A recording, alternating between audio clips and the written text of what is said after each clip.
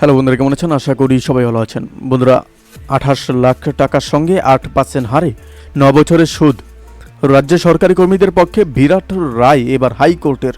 এরকম একটা বড় আপডেট আমাদের সামনে আসছে। অবশ্যই আমরা এই বিষয়ে বিস্তারিত আলোচনা করব। তার আগে আপনি যদি এই চ্যানেল নতুন থাকেন, অবশ্যই চ্যানেলটিকে সাবস্ক্রাইব করে আমাদের পাশে থাকুন এরকম নিত্য নতুন রাজনৈতিক আপডেটগুলিকে সবার আগে পাওয়ার জন্য। বন্ধুরা, সাম্প্রতিক অতীতে একাধিক মামলায় উল্লেখযোগ্য রায় দিয়েছে কলকাতা হাইকোর্ট। সেসব নিয়ে বিস্তর চর্চাও হয়েছে। এবার যেমন বাংলায় এক সরকারি বিশ্ববিদ্যালয়ের শিক্ষকের দায়ের কথা মামলায় বিরাট পর্যবেক্ষণ দিল আদালত। কোনো কর্মচারী যখন নিজের কর্মজীবনে সকল দায়িত্ব ঠিকঠাকভাবে পালন করার পর অবসর গ্রহণ করেন, তখন পেনশন এবং গ্র্যাজুয়েটি তার বিধিবদ্ধ অধিকার।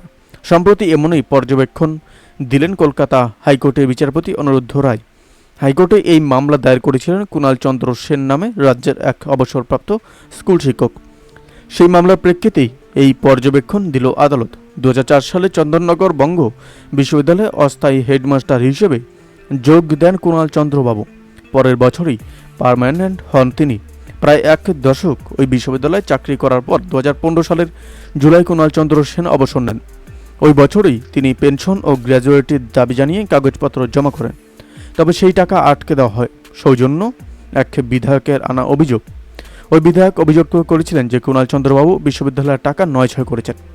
এই কারণেই তার পেনশন এবং গ্র্যাজুয়েটের টাকাও আটকে দেওয়া হয়, যদিও ওই বিধায়কের আনা অভিযোগের কোনো সত্যতা মেলেনি বলে খবর।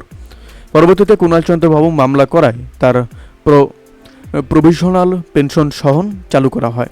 সেই সঙ্গে আদালতের তরফ থেকে কেন্দ্রীয় এজেন্সি আদালতের সিবিআইকে তদন্তের নির্দেশ দেওয়া হয়। তদন্তকারী সংস্থা জানায় ওই শিক্ষকের বিরুদ্ধে করা হয়েছে এর সঙ্গে পেনশন কিংবা গ্র্যাজুয়েটি কোনো যোগ নেই। এবার হাইকোর্টের তরফ থেকে স্পষ্ট জানানো হলো যে কর্মজীবনের সকল দায়িত্ব সুষ্ঠুভাবে সম্পাদন করার পর পেনশন এবং গ্র্যাজুয়েটি একজন কর্মীর বিধিবদ্ধ অধিকারের মধ্যে পড়ে। এহেন অভিযোগের ওপর ভিত্তি করে তা আটকে রাখা যায় না। এর আগে হাইকোর্টের তরফ থেকে ট্রেজারিকে নির্দেশ দেওয়া হয়েছিল রেজিস্ট্রার জেনারেলের কাছে 28,67,000 টাকা জমা রাখতে হবে।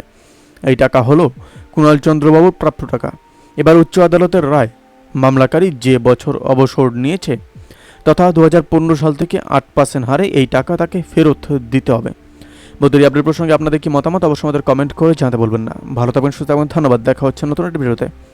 আপনি কোথা থেকে দেখছেন এই ভিডিওটিকে অবশ্যই আমাদের কমেন্ট করে জানাতে বলবেন না।